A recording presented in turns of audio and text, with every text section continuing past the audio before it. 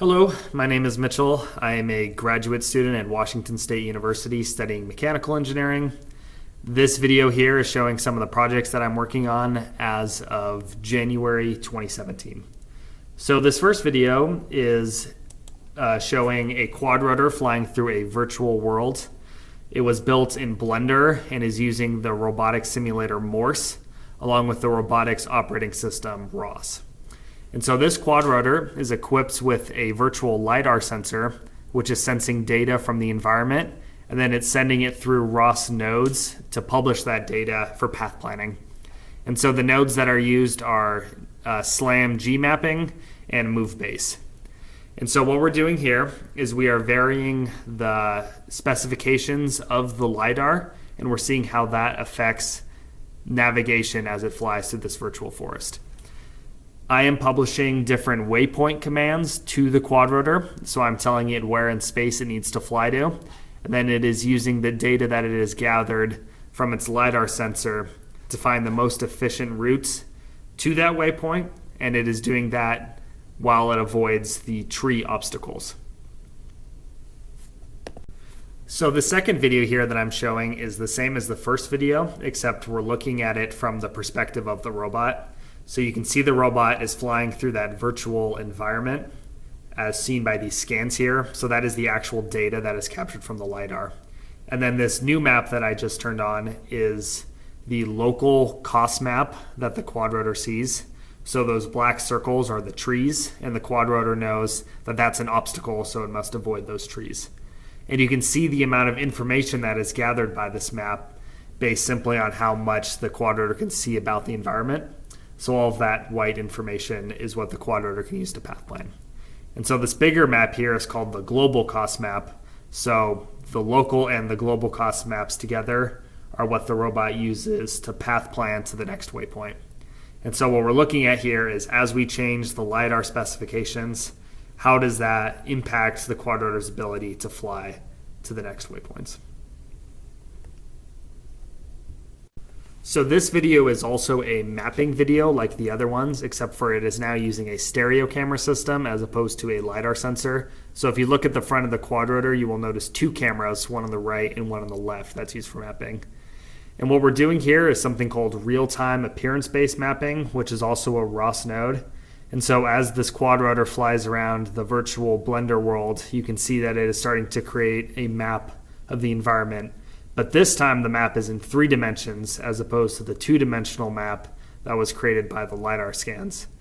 And so what's happening here is the images that are coming in from the cameras on the stereo camera system are rectified and modified so that they can be used for mapping purposes. And then it is run through the ROS node RTAB map ROS, which then publishes information. And some of that information is shown here. There's actually a lot more information that is being suppressed to make visualization easier. And so what we do is we look at this stereo camera mapping system and we compare it to the LiDAR mapping system and see which system is giving us a better interpretation of the environment and which is better for waypoint navigations.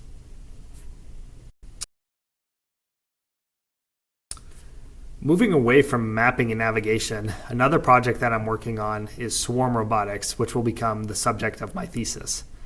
So the video that I'm going to show here in a second is a mathematical model of a swarm simulation.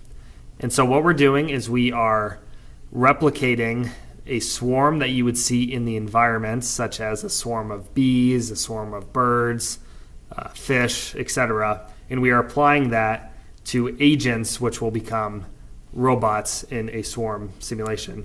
So if you look at the picture on your screen, you will notice a bunch of arrows that are placed randomly. What we are doing is we are varying the local level interaction between these arrows, which again are individual agents, which could be a bird or a robot or anything you'd like it to be.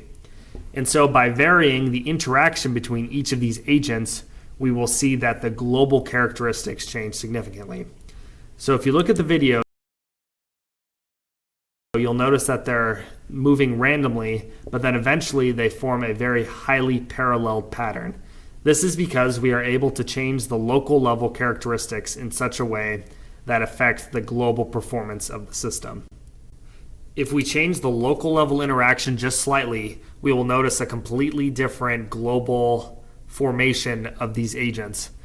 This simulation here is the exact same setup, except for that the local level interaction is different, which results in the agents moving in a circular fashion as opposed to a highly paralleled fashion, as the last video showed. This final video is another swarm simulation, but this time it is shown in the Morse Blender virtual world. So what you can see here is a group of quadrotors that are trying to align themselves with the same algorithms that were presented in the previous videos. They are attempting to form a highly paralleled structure, and so if they get too close or too far away from the rest of the agents, they will attempt to align themselves. So our goal from studying this type of swarm interaction is to see how, when we vary the local level interactions, how that affects global performance. And then we can reverse design these controllers so that we can specify what we want the global characteristics to be, and then the robots can orient themselves accordingly.